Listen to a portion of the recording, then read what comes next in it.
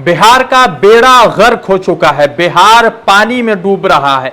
बिहार के पुल जो है गर्मियों से परेशान होकर खुद को गोता लगाने के लिए खुद नदी में चले जा रहे हैं और सिलसिला इस कदर बढ़ गया है कि एक एक दिन में 5-5 पुल जमीन पर गिर रहे हैं, जमीन ध्वस्त हो रहे हैं, नदी में जा बैठ रहे हैं। चूंकि बिहार में गर्मी बहुत ज्यादा है और जब इंसान जब सांस लेने की बात करेगा तो पुल भी सांस लेगा और इसी का कारण है कि 18 दिन में 12 पुल जो है गिर चुके हैं और 12 वो पुल गिरे हैं जो सरकारी आंकड़ों के हिसाब से सामने आए हैं। और कितने ऐसे पुल गिरे होंगे जिसका कोई डेटा नहीं है, वो एक अलग बात है। आपको बहुत सारे सवाल मन में पैदा हो रहे होंगे, बहुत सारे ऐसी बातें पैदा हो रही होंगी कि आप उसको सोचने पर मजबूर हो रहे होंगे। जिस विकास पुरुष के नाम पर पिछले 15 साल से भारतीय जनता पार्टी ने अपना वजूद बिहार में बचाए रखने की कोशिश की है, उसी बिहार में विकास पुरुष के कार्यकाल में बिहार का हाल जंगल राज से भी बदतर हो चुका है। हर दिन एक पुल गिर जाएगा,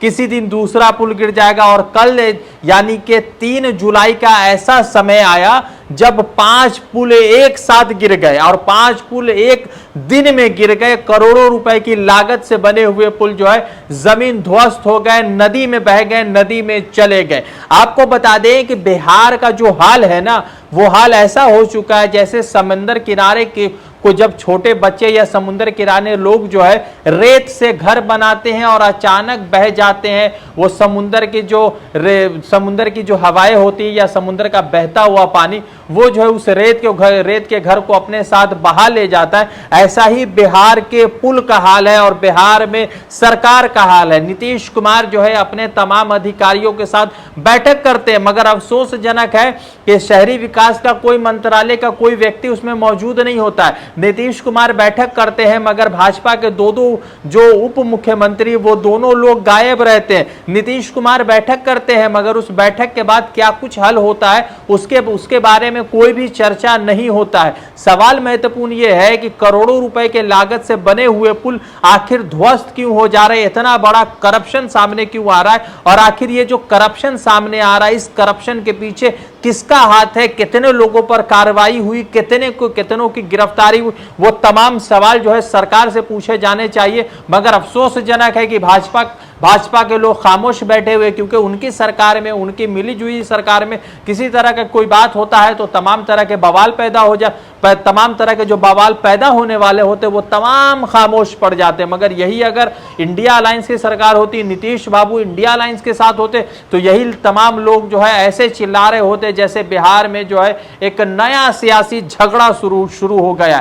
तमाम अपडेट आपको दे देता हूं और ये भी बताऊंगा कि अररिया में जो पुल गिरा 18 जून को, वो पुल की लागत कितनी है और उस पुल की लागत को देखकर आपको यह आश्चर्य होगा कि आखिर बिहार जो देश का गरीब राज्य है, सबसे गरीब राज्य है, वहां पर हाल इस तरह का हो चुका है कि करोड़ों रुपए के बने हुए पुल 1 मिनट में ध्वस्त हो जा रहा है। करोड़ों रुपए के बने हुए पुल यूं ही ध्वस्त हो जा रहा है और गर्मी की वजह से पुल जो है खुद जमीन में चले जा रहे हैं, नदी का पानी से जो है खुद को नहाने की कोशिश में लगे हुए हैं पुल। सबसे पहले आइए समझते हैं कि कितने पुल गिरे और क्या क्या गिरे। सबसे पहले आपको समझाते हैं कि 18 जून को एक पुल गिरता है अररिया डिस्ट्रिक्ट में। अररिया में जब 18 जून को एक पुल गिरता है तो उस पुल की लागत 12 करोड़ रुपए की होती है और 12 करोड़ का पुल ऐसे ढह जाता है जैसे कोई रेत का बना हुआ घर समुद्र के पानी के साथ बह जाता है। फिर उसके बाद जो है जून 22 जून को सिवान में एक पुल गिरता है। जून 23 को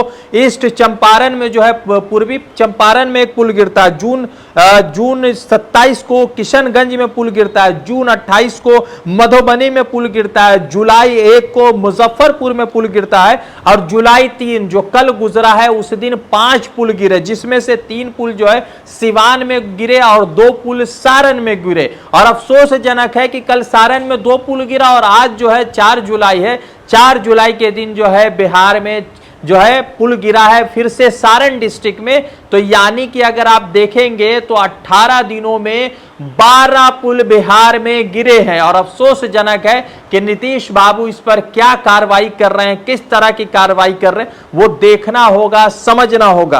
राजद ने एक ट्वीट करते हुए कल पुल पर लिखा था कि टायर्ड सीएम को रिटायर्ड सुपर सीएम जो बोलेंगे वही निर्णय तो अंतिम होगा। उसके बाद तेजस्वी यादव ने एक ट्वीट लिखा। तेजस्वी यादव के ट्वीट पर यह बात स्पष्ट हो चुका है कि 2024 में देश भर ने जो रिजल्ट भाजपा को दिया है वैसा ही रिजल्ट शायद 2025 में इंडिया अलायंस एनडीए को देने जा रही है। तेजस्वी यादव ने लिखा कि 4 जुलाई यानी आज सुबह बिहार में एक पुल और गिरा। कल 3 जुलाई को ही अकेले 5 पुल गिरे। 18 जून से लेकर अभी तक 12 पुल ध्वस्त हो चुके हैं। प्रधानमंत्री नरेंद्र मोदी और मुख्यमंत्री नीतीश कुमार इन उपलब्धियों पर एकदम खामोश एवं निरुत्तर हैं। सोच रहे होंगे कि इस मंगलकारी भ्रष्टाचार को जंगल राज में कैसे परिवर्तित करें।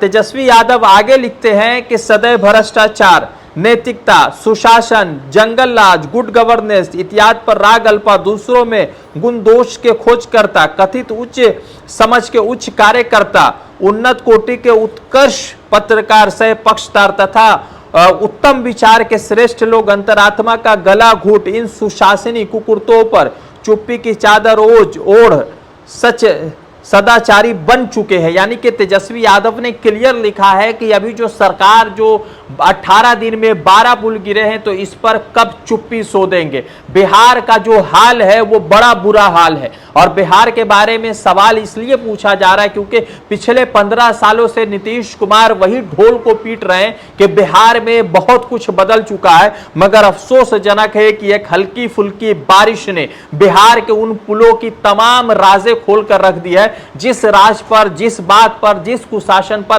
पिछले 15 सालों से लगातार वोट मांगा जा रहा है।